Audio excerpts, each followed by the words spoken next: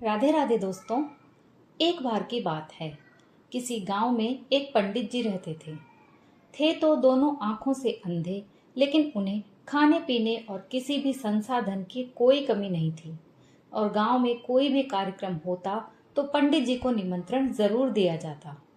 एक दिन उस गांव में एक सेठ के घर भोज का आयोजन हुआ।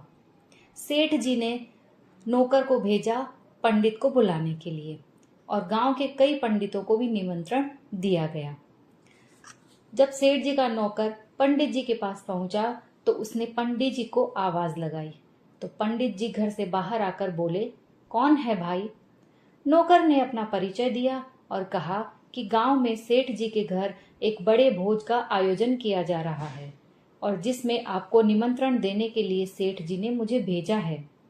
भोज का नाम सुनते ही पंडित जी के मुंह में पानी आ गया और उन्होंने उत्सुकतावश बोला, ओ अच्छा अच्छा, फिर तो मैं जरूर आऊंगा वहां। नौकर बोला, हाँ पंडित जी जरूर, आप तैयार रहना, मैं आपको लेने आ जाऊंगा। ऐसा कहकर नौकर वहां से चला गया।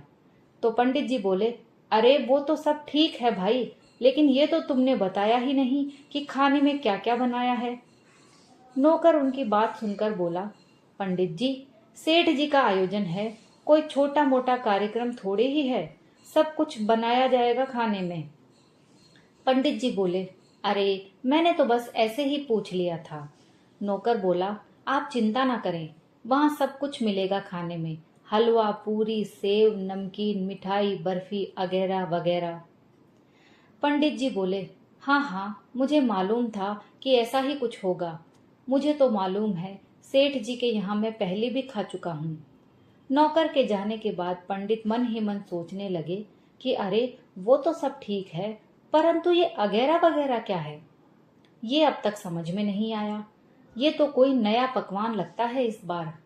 लगता है सेठ जी कोई नया स्वादिष्ट पकवान इस बार खास तौर पर इस कार्यक्रम के लिए तैयार करवा रहे हैं। अगर ऐसा है तो मैं जरूर जाऊंगा इस बार, और देखूं तो सही कैसा लगता है आखिर ये वगैरह वगैरह खाकर। अगर अच्छा लगा तो जी भर कर खाऊंगा और घर में भी सभी के लिए बांध कर लेता आऊंगा। पंडित जी मन ही मन सोच सोच कर खुश होने लगे। दूसरे दिन शाम होने पर पंडित जी को सेठ जी का नौकर लेने आ गया और पंडित जी को ले जाकर खाने की पंगत में बिठा दिया।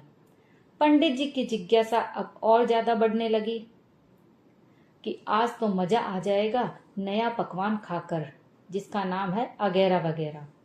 पंडित जी ये सब सोच ही रहे थे कि तभी पत्तल लगी, सभी को भोजन परोसा जाने लगा। अब तो पंडित जी की स्वादेंद्रियां जाग उठी। अब जैसे ही पत्तल में कोई पकवान रखा जाता, पंडित तपाक से उसे छूकर ये जानने की कोशिश करते कि वो क्या है, और सोचते, अच्छा तो ये रसगुल्ला है, अरे ये तो मिठाई है, हाँ हाँ ये तो बर्फी है, ये सब तो मैं कई बार खा चुका हूँ, मुझे तो बस वो मिल जाए। अब सबसे पहले तो मैं उसे ही चखूंगा, बाकी सब तो बाद में है। धीरे धीरे पत्तल भरती गई और पंडित जी इसी तरह सभी पकवानों को उत्सुकता से जांचते रहे, परंतु उन्हें तो बस एक ही चीज का इंतजार था, उस अनजान और मायावी चीज का, जिसके लिए वो आज दिन भर नमक का पानी पी पी कर अपनी भूख को बढ़ाते रहे। अब धीरे धीरे उनका सब्र भी जवाब दे रहा था। आखिर कब तक आएगा वो वगैरह वगैरह, पूरी पत्तल भर चुकी है अब तो। तभी उनके कानों में किसी की आवाज आई कि चलिए अब भोजन शुरू किया जाए। आवाज सुनकर पंडित जी बोले, अरे ये क्या, अभी तो खाने में मुख्य चीज तो आई ही नहीं है, कब लाओगे? पंडित जोर जोर से बुदबुदाने लगा। फिर सोचने लगा, अरे कहीं ऐसा तो नहीं कि किसी ने जल्दबाजी में रख दिया हो इधर उधर। और पंडित जी अपने दोनों हाथों से लगे उसे जल्दी जल्दी ढूंढने। तभी उनका हाथ पत्तल के बाहर एक गोल सी चीज पर पड़ा, जो कि एक पत्थर था, और उन्हें समझ नहीं आया। उन्होंने उसे छुआ तो मन थोड़ा शांत हुआ। हाँ हाँ यही होगा शायद। अरे कितने मूर्ख लोग हैं ये, खाने की चीज को भी ऐसे ही रख जाते हैं। अब पंडित उस गोल चीज को पाकर बहुत खुश था।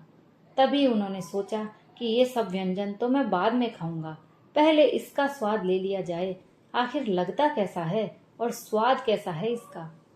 और पंडित ने उस अद्भुत चीज को उठाया और जैसे ही मुंह में दबाया तो अरे ये क्या, इतना भारी और कठोर। पंडित ने फिर जोर से दांतों में दबाया तो इस बार मुंह से जोरदार आ निकल पड़ी। हे भगवान, कितना सूखा हुआ है ये, कैसे खाया जाए इसे। इसे तो दांतों से तोड़ना भी मुश्किल लग रहा है। अब क्या करें इसका। तभी पंडित को एक उपाय सूझा। ओ, लगता है इसे फोड़ना पड़ेगा, हो सकता है इसके अंदर कोई स्वादिष्ट सा व्यंजन निकले। और पंडित जी ने ऐसा सोचकर आव देखा न ताव उसे सामने की दीवार पर दे मारा। उन्होंने सोचा कि दीवार से टकराकर शायद उनका अगैरा वगैरह फूट जाएगा। और तभी किसी के जोर से चिल्लाने की आवाज आई, आ फूट गया रे। सामने की पंगत में बैठा हुआ आदमी दर्द से चिल्ला उठा, क्योंकि पत्थर की जोरदार चोट से उसका सर फूट गया था। और इधर पंडित जी गुस्साते हुए बोले, ओए खाना मत, ये मेरा है, फूट गया तो ला वापस दे दे मुझे। पंडित जी को लगा कि उनका अगैरा वगैरह फूट गया है और सामने वाला आदमी भयंकर गुस्से में आकर बोला, हाँ जरूर, रुको रुको महाराज, अभी देता हूं आपको। और फिर सामने वाला आदमी टूट पड़ा पंडित जी पर। दोस्तों, कहानी यहीं समाप्त होती है। आपको कहानी कैसी लगी? अगर कहानी पसंद आई हो तो प्लीज लाइक शेयर कीजिए और चैनल पर नए हो तो प्लीज चैनल को सब्सक्राइब कर लीजिए। कहानी सुनने के लिए आप सभी का बहुत बहुत धन्यवाद।